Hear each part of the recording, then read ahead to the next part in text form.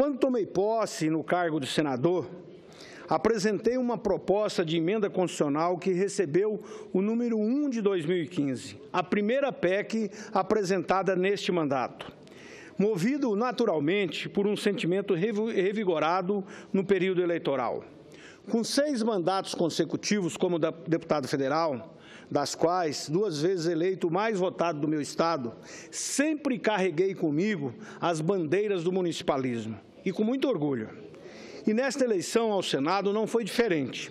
Reafirmei minhas convicções e me comprometi com os eleitores, sobretudo com os prefeitos e vereadores, a trabalhar pelas reformas. E a principal dela, a reforma do Pacto Federativo.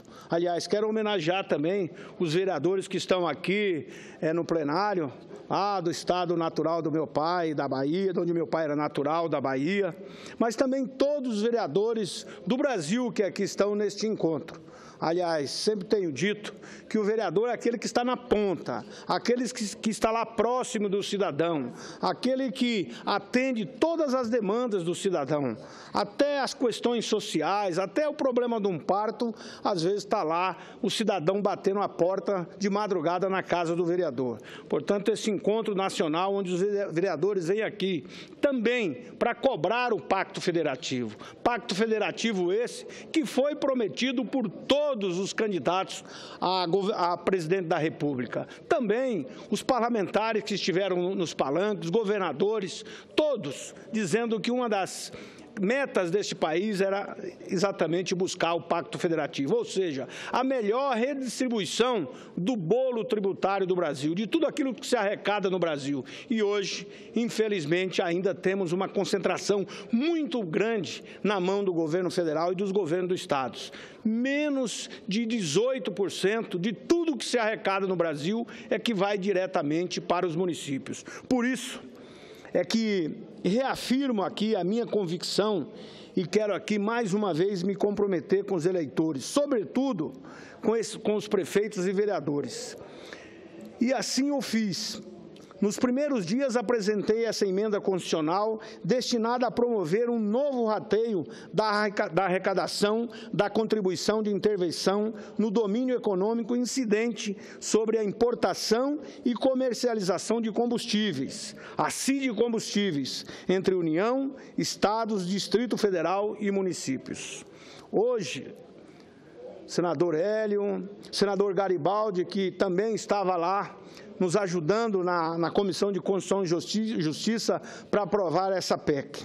E essa PEC, então, hoje, tivemos a aprovação na Comissão de Constituição e Justiça e quero aqui agradecer, de forma especial, o senador Antônio Anastasia, a quem coube a relatoria da matéria, pelo seu brilhante parecer.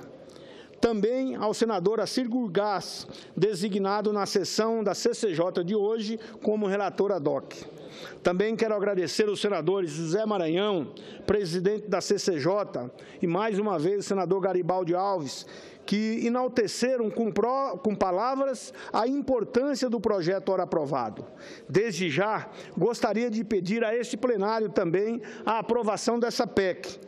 Quando aqui chegar, espero que nos próximos dias, porque ela é terminativa e virá diretamente para o plenário aqui do Senado. Atualmente, senhoras e senhores senadores, a Constituição Federal destina 29% da arrecadação do CID Combustíveis aos estados e ao Distrito Federal. Desse total, 25% apenas são repassados aos municípios.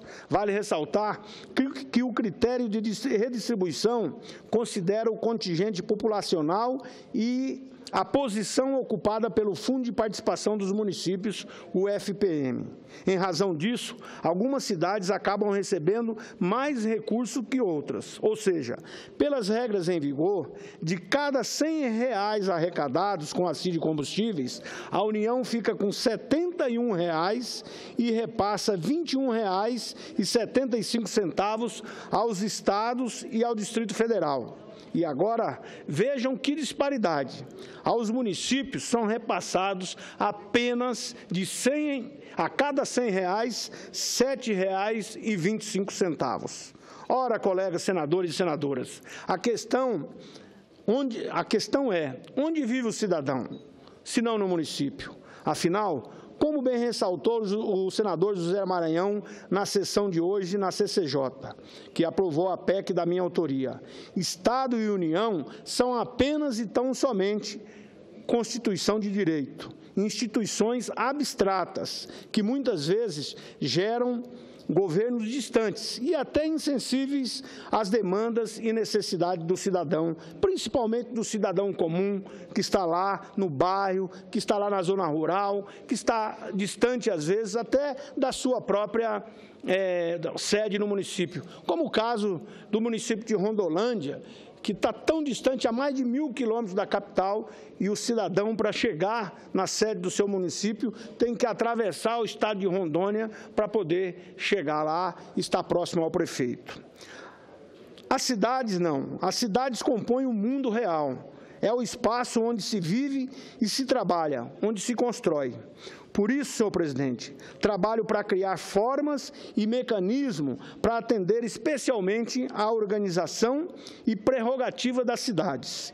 E, nesse sentido, fundamental a descentralização da administração pública e, especialmente, a destinação dos recursos para o financiamento das atividades que vão ao encontro desses anseios e dessas necessidades dos cidadãos. Mas, como todos sabemos, o que aconteceu ao longo do tempo? Exatamente isso que estamos aqui vendo hoje. Passou-se as responsabilidades e não há a contrapartida adequada. Resultado, os municípios estão extremamente sobrecarregados. Na educação, os gastos se elevaram extraordinariamente. Cabe aos municípios proporcionar creches, pré-escolas e ensino fundamental. Mas a União, por exemplo, repassa apenas 30 centavos por dia para custear a merenda escolar, insuficientes para cobrir os custos, que ficam em torno de R$ 2,30, enquanto que o município recebe apenas e tão somente 30 centavos. O transporte escolar é outro exemplo de distorção. Em Mato Grosso, o governo transfere apenas 1,9 por quilômetro rodado, mas o litro de combustível está em torno de R$ 3,50. A saúde pública também está municipalizada, por meio do SUS. Os atendimentos básicos, que incluem a gestão dos postos de saúde, o programa Saúde na Família, estão a cargo dos municípios. A própria segurança pública, diante da escalada da violência, também vem recaindo sobre os ombros de muitos prefeitos, principalmente das cidades maiores, que têm que ajudar, às vezes, o Estado, que tem a responsabilidade de cuidar da segurança, mas, às vezes, sozinho não consegue proteger as pessoas, as famílias. Sem contar o financiamento para os programas sociais, que são os mais variados. E o cidadão cobra de quem? Cobra do prefeito, cobra do vereador, do juiz, enfim, cobra de quem está mais próximo. Por isso é que eles procuram sempre ali a autoridade mais próxima. E é ali na cidade que estão as queixas, porque aquele que paga o imposto quer a prestação de serviços, e serviços de qualidade. É um direito do cidadão. Ninguém quer morar numa cidade cheia de buracos, sem infraestrutura. Não bastasse essa situação, que aponta para um real desequilíbrio das contas públicas e, sobretudo, da insatisfação popular, temos ainda uma crise prolongada, resultado da recessão econômica. E o efeito é dominó, em cadeia. Se reduz as atividades econômicas, matematicamente ocorre a redução da arrecadação de produtos federais que compõem o Fundo de Participação dos Estados e o Fundo de Participação dos Municípios.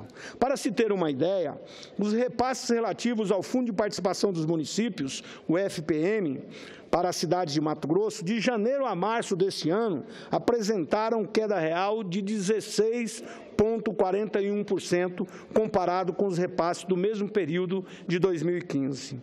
E os valores monetários Em valores monetários, isso significa algo em torno de 30 milhões de reais a menos para a execução dos mais diversos serviços públicos pelos municípios do estado de Mato Grosso. É um dinheiro considerável, especialmente porque as demandas permanecem, aliás, as demandas aumentam a cada dia. As demandas que vão aumentando, não só essas demandas que é de responsabilidade do município, mas, claro, toda a demanda acaba ocorrendo lá na ponta, especialmente para os prefeitos, enfim, para aqueles que estão mais próximos do cidadão. Aliás, pelo contrário, as demandas que a cada dia chega hoje, principalmente pela atuação do Ministério Público, nas suas liminares, exigindo que o prefeito, às vezes com um orçamento tão curto, tenha que atender um transporte aéreo, enfim, todo tipo de atendimento ao cidadão, de acordo com a legislação e com a nossa Constituição brasileira. E o cidadão, com justiça, quer os serviços, quer a saúde, quer a educação, quer o atendimento social, enfim, o atendimento que lhe é de direito na Constituição brasileira. Tenho conversado muito com o presidente da Associação Mato Grossense dos Municípios, o prefeito Neurilan Fraga, e tenho ouvido dele que os gestores estão no limite, tomando medidas de controle absoluto nos seus gastos, com redução de horário de expediente, corte de horas extras e gratificações, redução de diárias, desligamento de contratos, diminuição de gastos com realização de festas, entre outras providências. Inclusive, o prefeito Neurilan estava aqui hoje, esteve ontem e hoje nesse encontro aqui de todos os vereadores brasileiros, exatamente para representar também a angústia de todos os prefeitos do meu estado, do estado de Mato Grosso, um estado de 900 mil quilômetros quadrados, com uma população ainda de 3,5 milhões aproximadamente de habitantes. Mesmo blindada pelo bom desempenho dos produtores rurais, único setor da economia que apresentou crescimento em 2015, a economia de Mato Grosso já apresenta sinais muito evidentes que começa a sentir os efeitos nocivos da profunda recessão econômica que o país enfrenta. Para ilustrar, o último índice da gestão fiscal, elaborado pela Federação das Indústrias do Rio de Janeiro, a Firjan, mostrou quase que uma completa exaustão das finanças municipais. Quase 4 mil municípios apresentaram sinais efetivos de piora fiscal, de 5 mil e poucos municípios brasileiros. Esse levantamento consolidado apontou quase 800 prefeituras com gastos com pessoal acima do limite permitido pela Lei de Responsabilidade Fiscal. Os prefeitos não têm mais aonde recorrer. O senador José Maranhão, hoje na nossa reunião da Comissão de Constituição e Justiça, sob a sua presidência, também testemunhou a situação de penúria que vive as cidades do Nordeste brasileiro. Prefeituras, por exemplo, receberam máquinas para ajudar na conservação de estradas vicinais, mas não podem fazer nada. Falta dinheiro para comprar combustível, e isso gera um desgaste enorme para o administrador, para o prefeito e para o vereador. E por isso, senhor presidente, estamos trabalhando pelo Pacto Federativo. Temos esse compromisso firmado na última eleição. Eu e todos que foram pedir o voto ao eleitor. E essa PEC, como integrante da pauta municipalista, visa exatamente ajudar a corrigir essas distorções que verificamos hoje. Portanto, para tornar mais equilibrada a divisão dos recursos da CID de combustíveis, a PEC prevê a destinação de 1/3 da arrecadação para a União, 1/3 para os estados e Distrito Federal e outro terço para os municípios, ou seja, 33% para cada ente federado. A União fica com 33%, os governos estaduais com 33% e os municípios com 33%, ou seja, uma distribuição igualitária.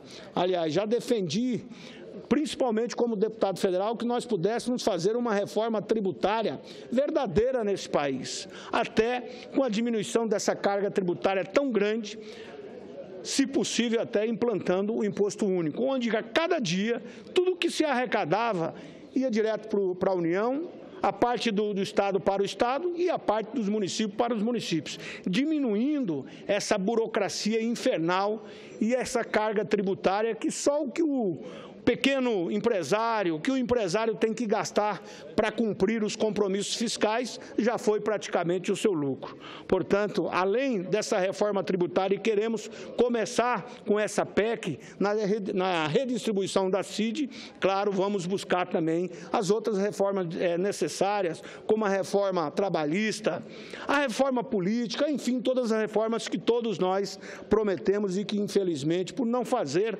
essas reformas hoje, causa um desgaste muito grande para toda a classe política vivendo esse momento que estamos vivendo. Uma crise política e uma crise econômica. Mas, como tenho dito e repetido, sem dúvida nenhuma, a crise política acaba prejudicando e avançando muito mais a nossa crise econômica. E certamente, senhor presidente, aquela patrulha mecanizada que estará parada no interior do Nordeste, no interior de todos os estados brasileiros, sem combustível, em breve, com a aprovação dessa medida, estará funcionando e atendendo o cidadão. As pontes que estão destruídas, aquela que o prefeito não consegue manter, as estradas vicinais que são extremamente importantes para arrancar a nossa produção, para poder levar a riqueza para as cidades, para poder gerar emprego, sem dúvida nenhuma, os municípios precisam dessa tão propalada, de tão falada reforma do Pacto Federativo no país. Espero que com essa PEC aqui aprovada, a gente possa, então, começar a melhor distribuição dos recursos públicos arrecadados no país. É isso, senhor presidente. Muito obrigado.